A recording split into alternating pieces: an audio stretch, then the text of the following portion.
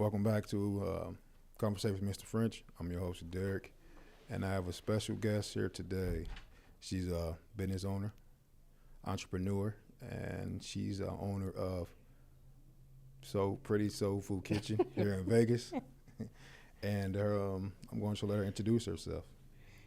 Okay, so it is Pretty Soul Kitchen. Okay, my A bad. lot of people say Pretty Soul Food or Soul Food Kitchen, so it's okay. Um, I am Chef B, also known as B. Lorraine, and yeah, I own Pretty Soul Kitchen, and I've been doing this all of my life. Thank you for stopping by. Absolutely. So I have been there, and I enjoyed it. Okay, I really thank you. enjoyed it. So when you cook for people, what are your what is your outlook on? I mean, what are you expecting at the first dish? For the people coming for the first time. When they come to the restaurant for the first time, First time, yeah. Well, I really want people to feel at home first and foremost, and just enjoy the relaxed environment and the food. Like I said, I've been cooking literally all of my life, and that instant gratification when someone takes the first bite and just loves it, that's where I get my joy from. So Yeah, I mean, I remember the first time I came there and I ordered, and it was pretty good, especially being a soul food. oh, okay, yeah. Especially from being in the Midwest and out here in Vegas, there's not that many rare soul food restaurants. So yes, I did enjoy that first bite. So can you take us back to the moment when you realized you was building something? Ooh, the moment when I realized I was building something, um, okay, so again, like I said, I've always been cooking. I've always had an entrepreneurial spirit. Um, I work for other people because I have to, and I have to do that to, survive and pay the bills and so on and so forth. But I really started like personal chefing, and when I moved to Vegas, I personal chef, meal prep, catered, Okay. and I at one moment just said I'm just gonna go all in wholeheartedly. I'm not gonna try to do anything else, and this is all that I'm gonna do. And when I made that decision for myself, um, God just continued to bless me and got me to this point. So, but that was quite a few years ago. I've been in Vegas for 8 years now. So, Okay. yeah. So did you always know you was going to have a restaurant, or was there a pit stop before the restaurant? Oh, it was definitely the pit stops before. So again, with the personal chef and the catering and all that kind of stuff. So that was my starting point. And then I had a takeout Okay. location where it was just a ghost kitchen, and I did that, and then the brick and mortar. So yeah, so the little pit stops beforehand was really just to kind of get my feet wet and have a little just some self-awareness and learning how to actually operate and run a business, because running a business is not easy at all. Oh, I'm pretty sure it's not, especially in the restaurant business. Yeah. So what are the struggles you went through behind the scenes? Well, it depends on when we're talking. So everything. I feel like almost any and everything that you could possibly think of. Okay. The employees, the customers, the finding a location. So I feel like every part of it is not really a struggle. It is a challenge. But you learn to kind of get past all of that stuff. It is, I think, every aspect, especially being new and learning and kind of learning as you go. I feel like during the pandemic is where we had all of these business gurus kind of pop up. But at this point, I'm already doing something, and I could not okay, well, let me get this lesson, but you're teaching me something that I already know and I've already experienced. I'm on to the next thing, and so I need someone to help with the next thing, but there's nobody out there with the next thing, and then all of the people that I've reached out to, that has a business, a restaurant business, so on and so forth. And they're like, oh, well, you're doing just fine. Just keep doing what you're doing. I'm like, I literally don't know what I'm doing. so, I do feel like, just in business itself, it always has a challenge. And it's something that's always going to come up, and it's just a matter of you getting over it and moving past it, and doing the thing to accomplish the goal. So there was no actual mentor there helping you step by step? Absolutely not. Absolutely not. And I wish there was.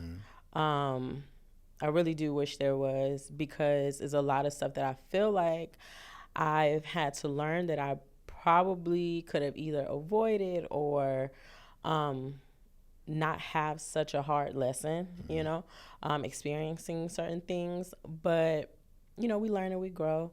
And, and I wish I could be that mentor to other people and help, guide, especially when it comes just to the food industry, period. Because I don't believe that there are many mentors out there for that at all. With the food industry, I see people doing well, but usually they do well because, we have the social media now, but, people typically just are kind of like doing well because they're figuring it out as well, and we only see what we see on social media. We don't know what they go through, behind the scenes. So, yeah, I no mentor at all. I wish I had one though. So was there any schooling involved, like culinary or anything, or you literally just so this is a God-given gift. This is 100% a God-given gift. I did learn a little bit from like my grandmother. My family is a cooking family. My grandmother, my mom, my aunts, and my great aunts and stuff like that. They've always cooked, family reunion, Thanksgiving, and so on and so forth. But it's just natural. Okay. It's natural to me. I did go to culinary school. I went to culinary school to fine-tune the things that I didn't know, and put a name to the things that I was already doing. Okay. Because there was a lot of stuff that I was doing. Like, I was already braising meat, but I didn't know what that name was.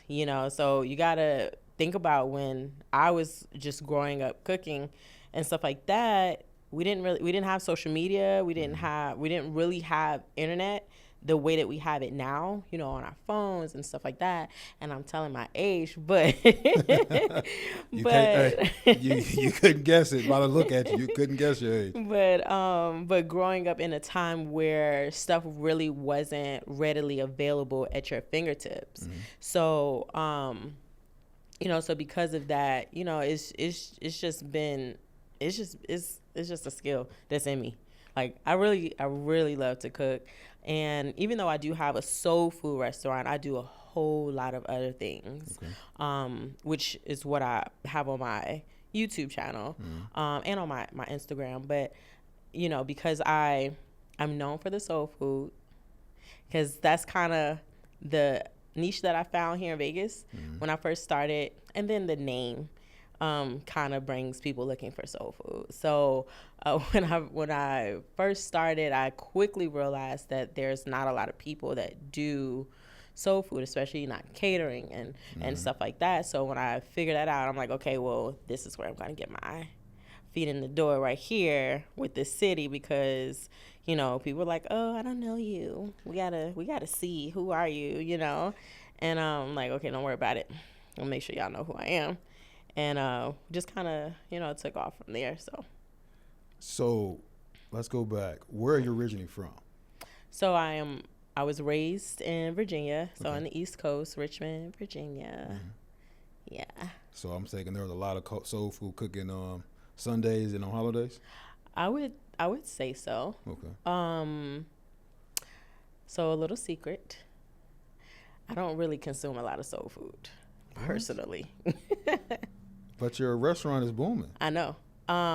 But I don't personally. I just told you, I go where the money flow. So there's a niche for it. This is what people want. So I'm going to give the people what they want. Okay. But I personally don't consume a lot of it. So I can say like the Thanksgiving and the Christmas and the holiday stuff, of course. But on a regular basis, that's why I always say that I'm more than just soul food. But I'm gonna give the people what they want. Right. I mean, that's your go-to, right? Yeah. One of your go-tos, right? So, so who in your life inspired you to cook the most? Um, who inspired me to cook? I would probably say my grandmother. Because just growing up in her household, and she's always cooking and baking, and I would be in the kitchen, and then when I got older, I'm calling her like, how do I make this?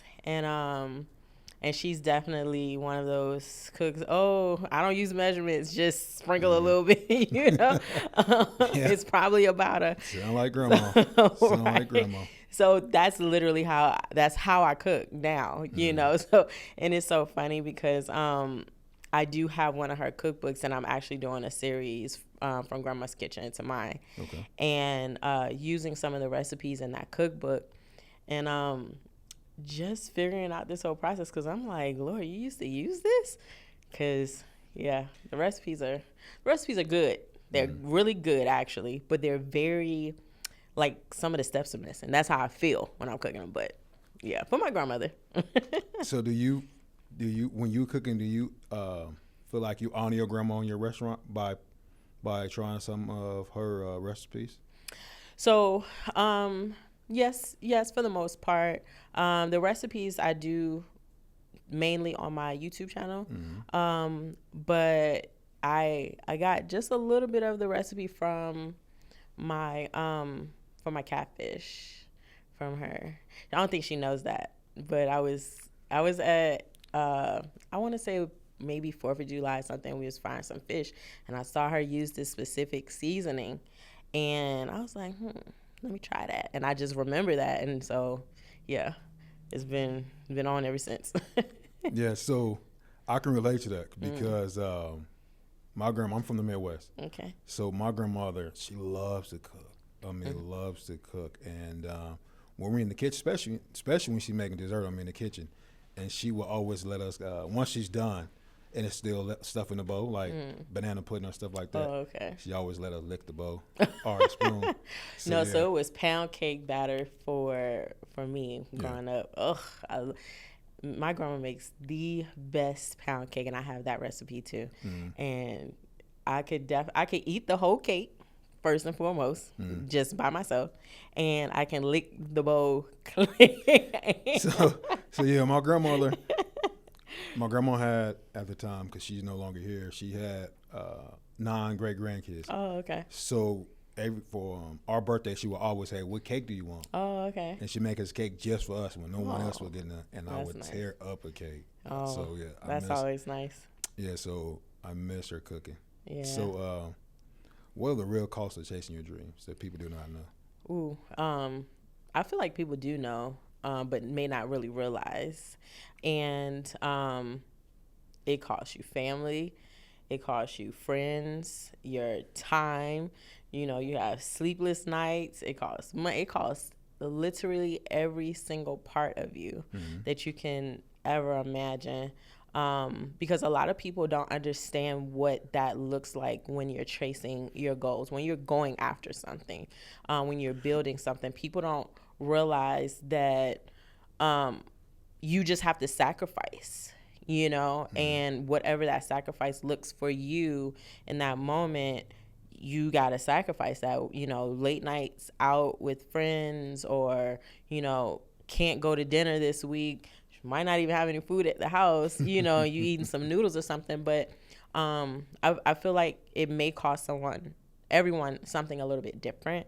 But overall, definitely all parts of you. You have to sacrifice all parts of you in order to reach a goal, so yeah, it's hard.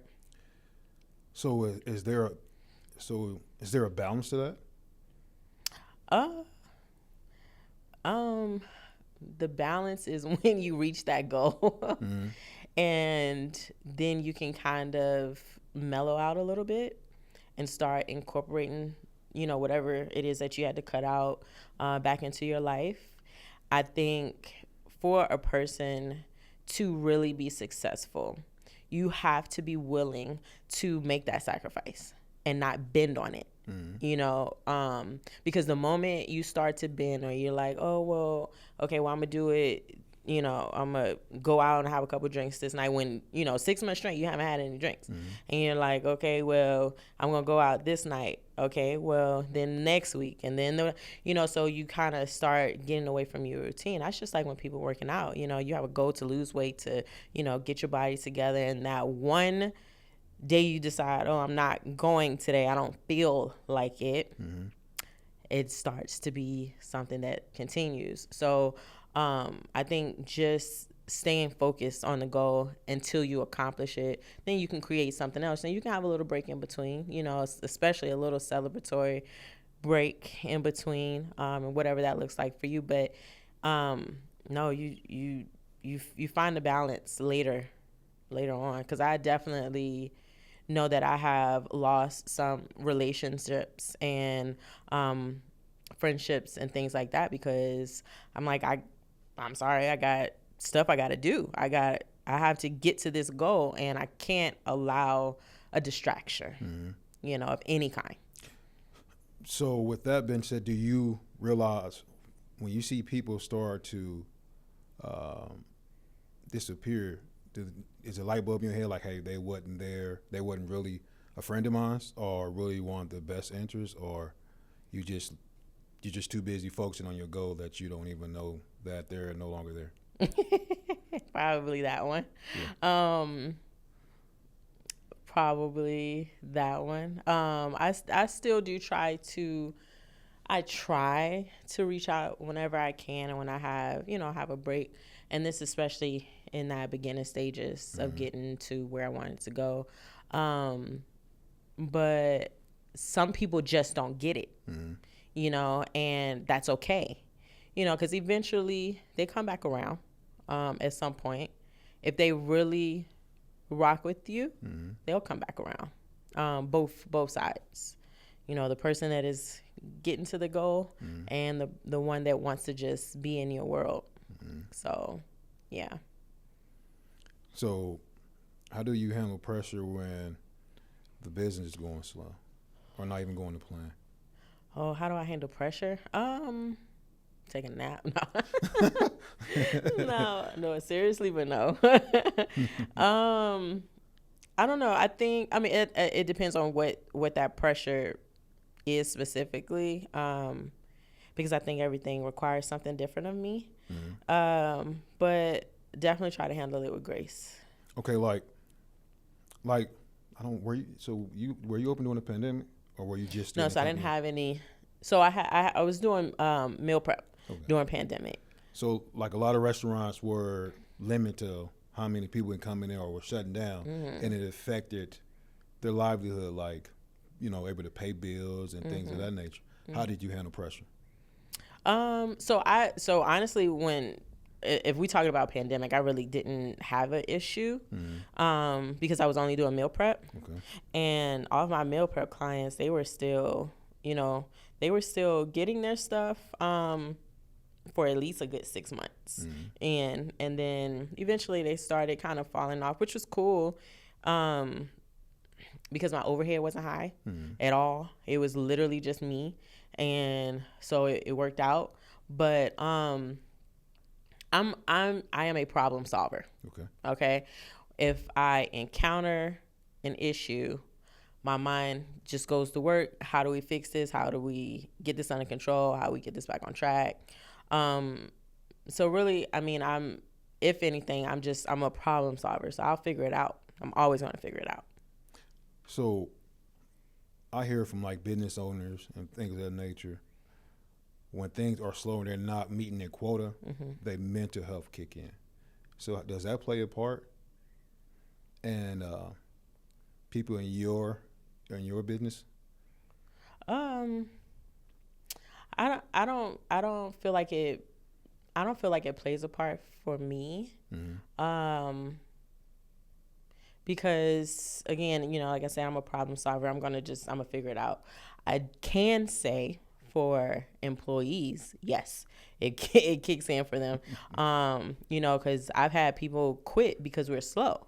You know, and I'm like, I don't know what you want me to do about that. If you don't feel like you want to be here, that's fine. I'll work it. Don't worry about it. You know.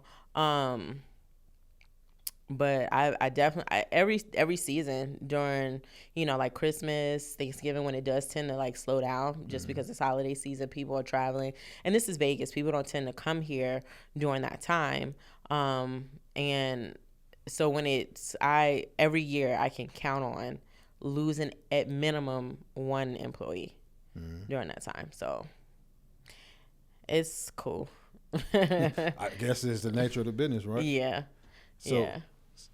So what does it mean being a black woman business owner? Because it's especially in the restaurant business. Actually, I really think that makes it more challenging than anything. Because just having that title of a black-owned business, it invites so much criticism, and then being a woman, and then for what I have specifically, soul food. It invites people to, oh, let me see what you like. I've literally have had customers to come in and say, oh, my grandma cooks soul food. Let me see what this is about. Let me see if it is like hers. It's not gonna be like anybody's but mine, because this is me. This is my recipes. So, you know, it invites a lot of negativity from people, and it really makes me feel like I don't want to be labeled as black owned. You know, because it's soul food, people want to see me. People have seen me. They know it. You know, the people that love us, and then we have the people that come in with a judgy sense from as soon as they walk in the door.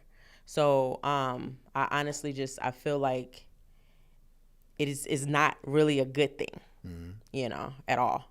And it's not because it's because it's owned by a woman, or it's because it's black owned by a woman. A little bit of both. I had a girl come in not too long ago, as a matter of fact. She must have just been in the mood that day. Long story short, she said out her mouth, "Oh, she don't deserve this." Hold up. She don't, as in she's talking to one of your employees, or she's talking directly to the owner, which is you? Yeah. Well, she was talking to a person that she was with, and she was upset because we didn't have yams that day. We didn't have them that day. She came closer to the end of our day, and we had run out. Yeah, she was pissed, and she said a whole lot of other stuff. But that right there really it really kind of stuck with me, because I'm just like, this is how people are, you know. So I just do feel like that having a black-owned business can be a gift and a curse. It depends on what it is. I do believe that our community of people, we are so hard on each other. We are the hardest on each other than we are on anybody else. And you'll go to McDonald's every single day and their ice cream machine don't work. You will never write a bad review about them, but you're going to go tomorrow. Yep. You're going to go the day after that.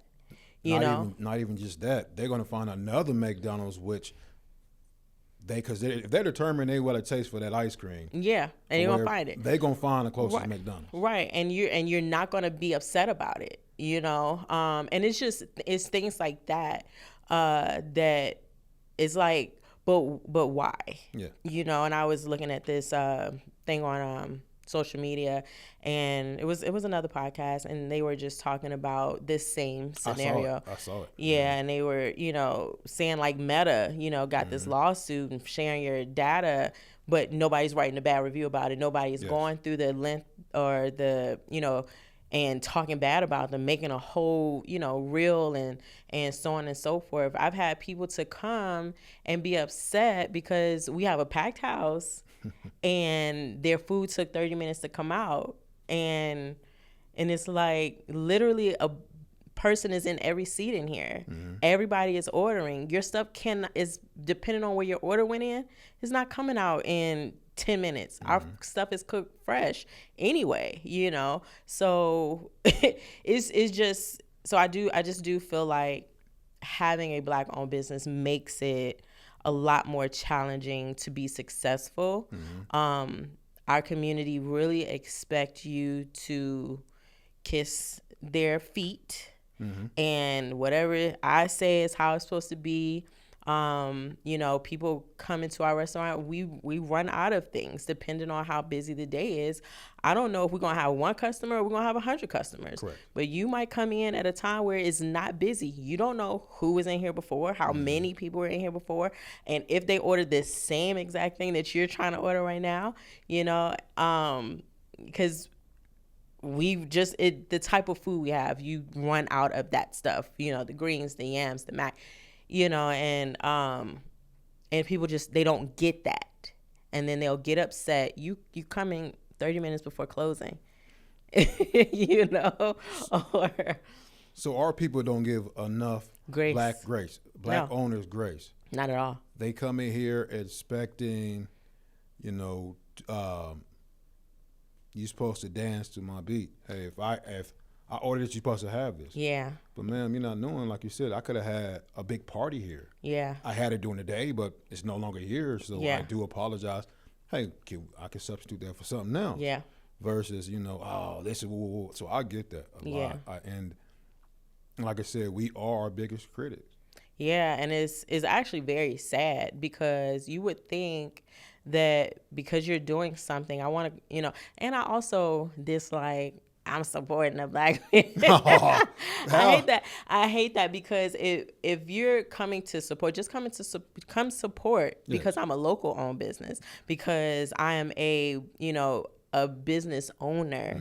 I don't have a franchise. I don't have anything. And then we also can go back to, not having a mentor. A lot of the things, even at having what I have now, a lot of it was trial and error, whether it's, training the employees. And granted, I've been in the restaurant industry for a very long time, personally, working and stuff like that. But it's not a lot of stuff that you encounter until you encounter it, And not to cut you off, this is what I dislike is, like, you're a business owner, you're the boss, you're the manager. I mean, you're the owner of this company, and you're training these new people, and they trying to tell you, like, oh yeah, like they're the owner, like, yeah, I get rid of those kind of people. Like they trying to tell me, like, no, hold on, man, I've been in, like you said, you've been in it for so long. I know you have the trials and tribulations, so what, how to run this the proper way. So don't come here and trying to tell me how to and try to change something. Trying to change some things. Yeah, and then when it comes to that, I for the most part, I really do try to teach, the front of the house, the back of the house. I know everything. I've done everything. I bartend, I've served, I've washed dishes, I cook, I do it all. So I know what the standard should be and what the expectation should be. But you can't have an eye on everybody at all times. You know what I mean? Sometimes things do slip through the cracks sometimes, and you try to have that corrective action. But, then we just go back to that we're our own critics, where the one time, somebody feels like, oh, you didn't say it to me like you supposed to say it. 1 star. You're like, yeah, okay, whatever. So, and I was on one of my episodes, I did, like I said before, what grows your company is word of mouth. Yeah. Word of mouth, good or bad. Yeah. So I can go there and be like, yeah, I had a great time. I had some good soul food, right? And I go and tell them, like I go tell people I work with, hey, it's some good soul food. We should go have some food here. And they all, okay, let's check it out. Yeah. But then if I go say, don't ever go there. Yeah. Don't ever go there. Sometimes because it just one don't bad have experience, to be. Yeah. And one bad experience does not set the tone, and it shouldn't set the tone. Sometimes you just got to go back. Oh, let me give it a try another time. You know what I mean? But also, people, like I said, don't give the grace at all, to say that, well, maybe I'll just come back another day and see, and again, if you don't enjoy whatever, you really don't have to say anything at all. It's been so many places that I've gone because I am a foodie. I love to eat. Okay. This is why I got to work out every single day. Okay. But it's been places that I've gone and I just didn't like it, and it wasn't to a point where I had to go, let me go write a 10-page paragraph, review on this place. Because I don't even have that much time on my hand.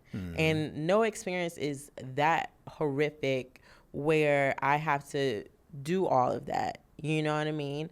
But some people in general, not just for Black-owned businesses, some people are just like that. And we live in a world where opinions is like gold. One person's opinion about something carries so much weight where you don't even know that this person eats Taco Bell every day, and today they decided to come in here and now nothing was good. Nothing was good. And we live in a culture where we live in a cancel that person culture. Yeah. It's like, I'm never going there again. You shouldn't go there again. It's like, I'm the type of person, I don't go off of someone else. I'm gonna try myself. Of course. I'm gonna go try myself because I don't ever look at reviews. Yeah, I don't. It's because just because it's not good to you doesn't mean it's not gonna be good to me. Because it's definitely been some places that I'm like, it's so funny. Like banks will have a 2-star review. You know what I mean? It's like, but everybody got to go there. You know what I mean? Yeah. So I know Bank of America got a 2-star review, and they horrible. Right. Well, I don't know. But point being is that sometimes you just got to figure it out on your own. You know what I mean? And you can't really go based on someone else's opinion, because it's not really valid. I definitely don't. Now, if it's somebody that's close to me, now I really got to evaluate, okay, who am I talking to? Because what type of food do you even eat on a regular basis? What is your palate like? Because you might like some stuff or dislike some stuff that I love, we two different people. And that's another part that I feel like people don't understand, because I had Keith Lee to come. Well, I didn't have him come. He came, which is why we blew up so quickly. And he loved the food. People are like, I don't know why I listened to his review. None of the food is good. Okay, you have to understand that he's just telling you his experience, what he like, what he enjoys. Your mouth is not his mouth, and it's just that. It can't get any simpler than that. Maybe you stole one of their mans or something. I don't know. For them to get on there and make some bad reviews, or maybe they man was giving you compliments. Or this I ain't got nothing to do with that.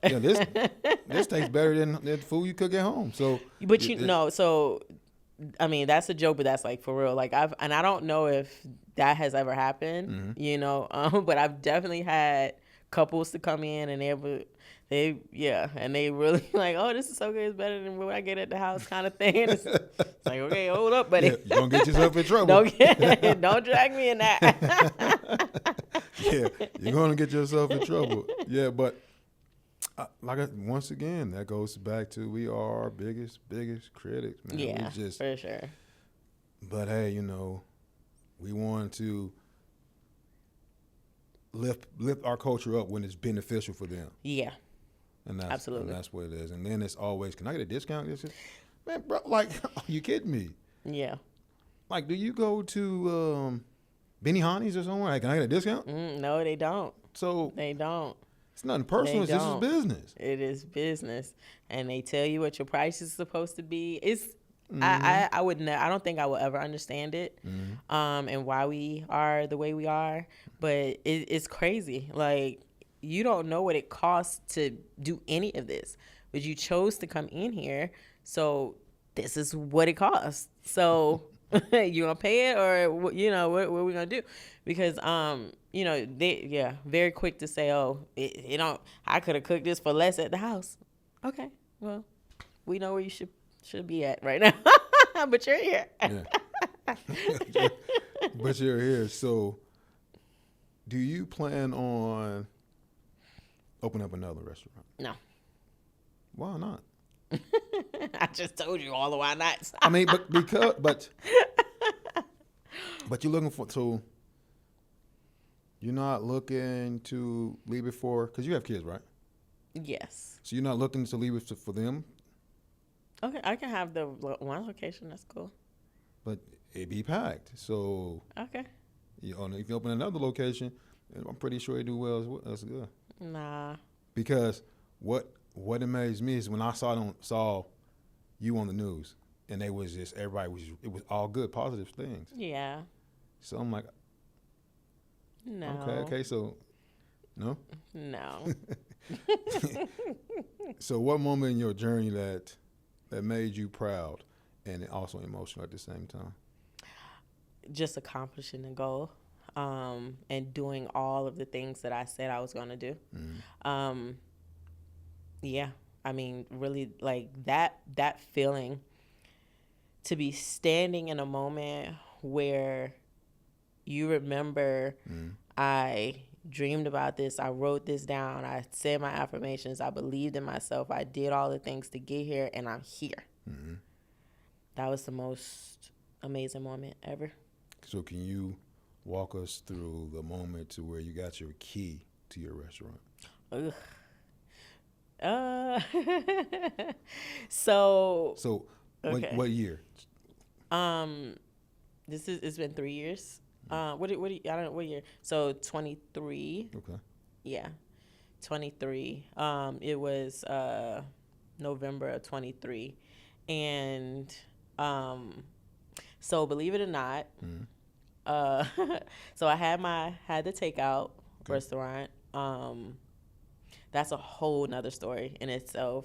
But I had some money saved, and it was about a 4 or 5 month gap from having the takeout and finding this brick and mortar.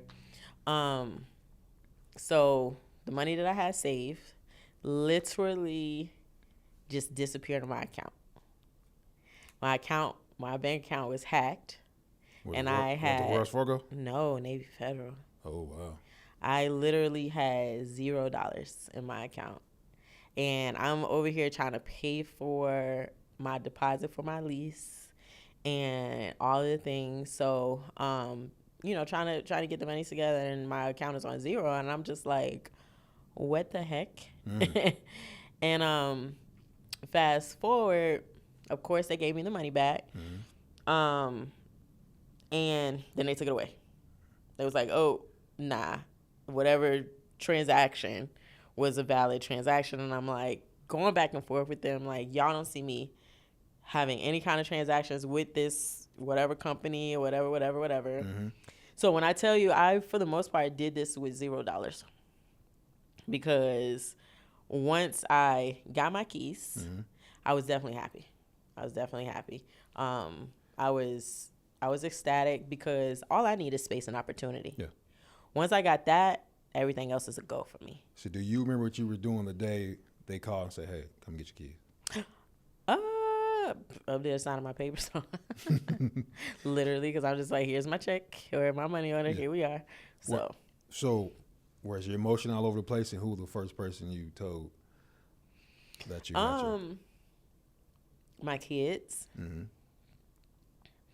I don't believe my emotions was all over the place. I get emotional, but I don't get emotional sometimes. Like I was happy. Okay. I was definitely happy for sure. But I knew everything that led up to it. I'm like, God, dog.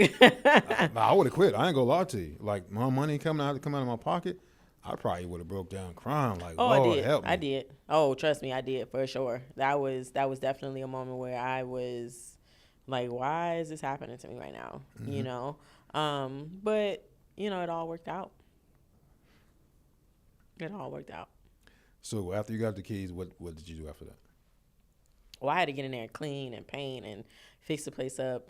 So immediately that day, Yeah, I was like, I'm not playing no games because I got a short amount of time. We got to get these doors open. Okay. And when I tell you, I am a person that if I make a decision in my mind, I'm just going to do it.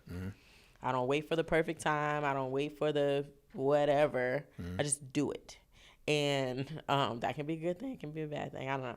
But so it was like, okay, I got this amount of time to get everything painted, get what I need to get the food in here, and we cooking. You know, when I tell you, like, I barely had staff. I didn't have a table the first. I had to rent the tables for my grand opening night. Rented tables, and yeah, and it was just like, okay. So in that process of you trying to, get it ready to open were you still doing your other job as far as meal prepping?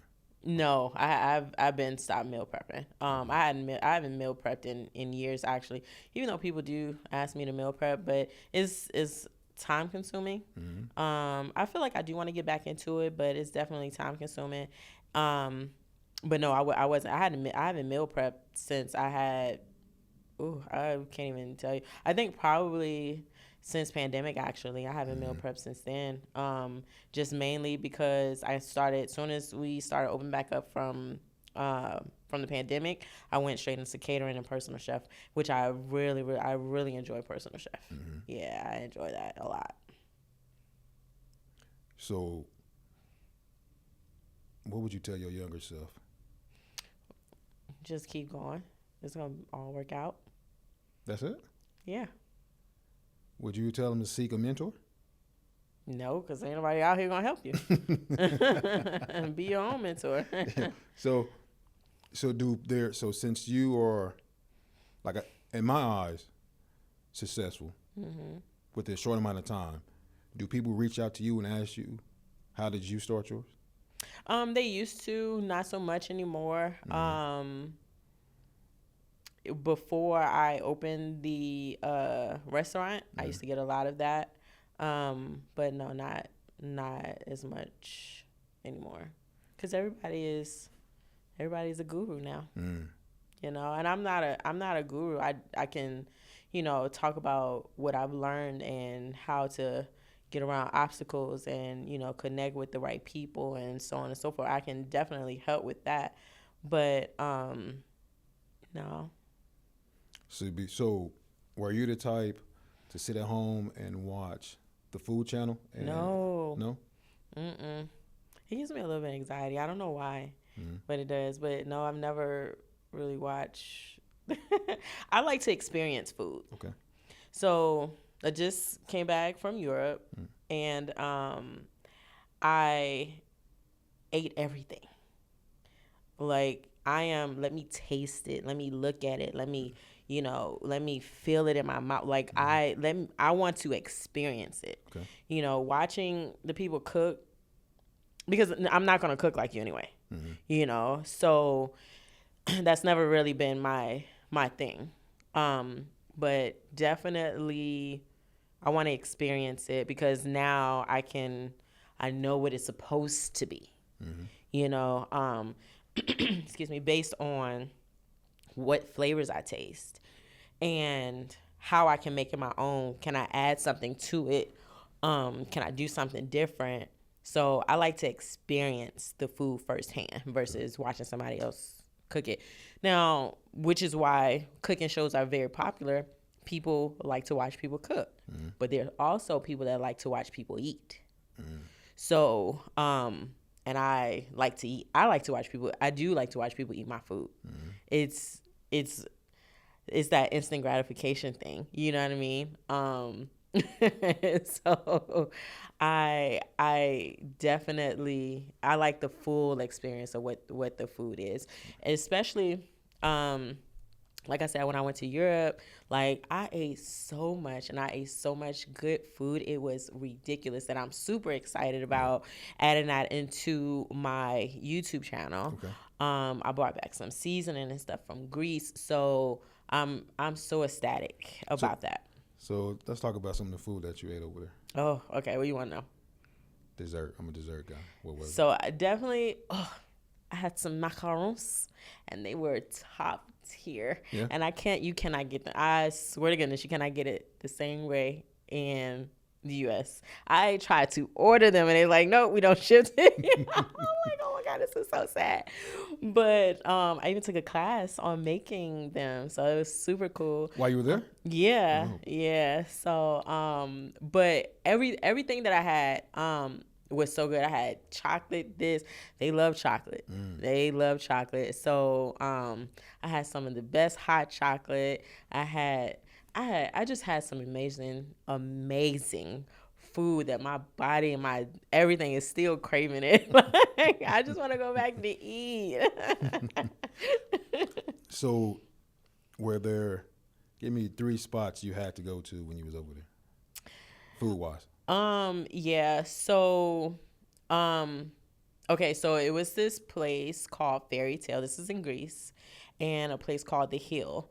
Both of those were in Greece that were super delicious. The Fairy Tale is a cute little breakfast spot, and then The Hill is it's like I guess it's more Greek food, but I had pasta. Crab pasta was top tier. I'm definitely going to try to recreate it. I bought some olive oil and everything back home, but I'm definitely going to try to recreate that. And then when I was in Paris, I went to a lot of different local places. I can't think of all of the names at the moment. I have them like on my phone and stuff, but I had some really, really good food in Paris. I had a lot of desserts. Man, I had a lot of desserts. I'm jealous. But I I'm also, jealous. because I haven't had any sweets in months. Okay. Because I've been fasting and I've been trying to lose weight and, get back in shape and stuff. So I definitely indulge. But the macarons, you can never get anything as good anywhere else. I just want to go back for those. So as you were tasting these food, could you taste in your mind, with you being a chef, can you taste what flavor they use to make it? Kinda, sorta. I would say yes and no. Because the food over there is so fresh. Like it's like one of those things that you can try to get that here, but it's definitely gonna be a little bit challenging for sure. But I could taste, because like I said, it's fresh, and that's what you want. Yeah. So you keep mentioning your YouTube channel. What you want to tell us more about it?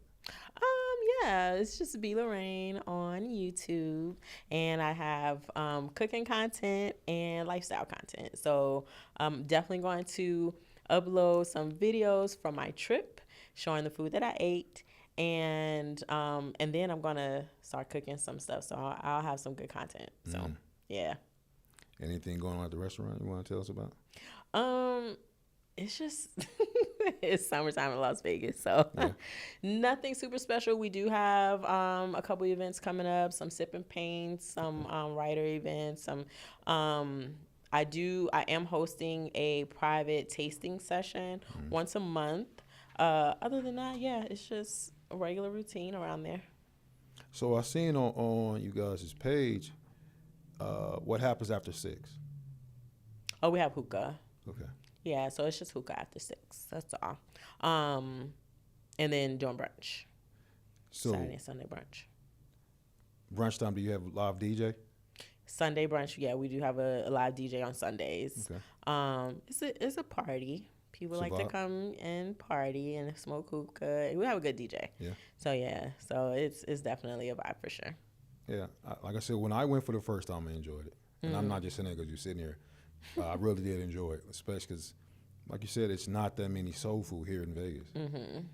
So yeah, I really enjoy it, and I'll have to invite you to my next tasting that I have, which I do stuff that's a lot of it that is different from what we serve at the restaurant. Okay. So like last month, I had grilled steak and chimichurri.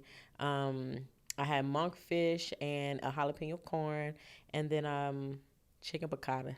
They love that chicken piccata, but it's like, can I get some more? Can I get some more? So, so yeah. Oh, almost definitely. I'm phone call away. Yeah. So, will everybody know where is it located? Yes, so we are located 7365 West Sahara between Tenaya Way and Buffalo here in Las Vegas. And the hours are? We typically open at 11 and we close at about 8 or 9. So is there a place that can they go online and place an order, or? Yeah, you just have to go to our website because it's a separate link. But our website is prettysoulkitchen.info. Online, yeah, just check us out. We do have our events posted. We have our menu posted and the things that we're doing as well. And before we go, where do Chef B come from? Because I'm a chef. Well, thank you again for taking the time out and to have a conversation with me. Absolutely. Thank you for having me. No problem.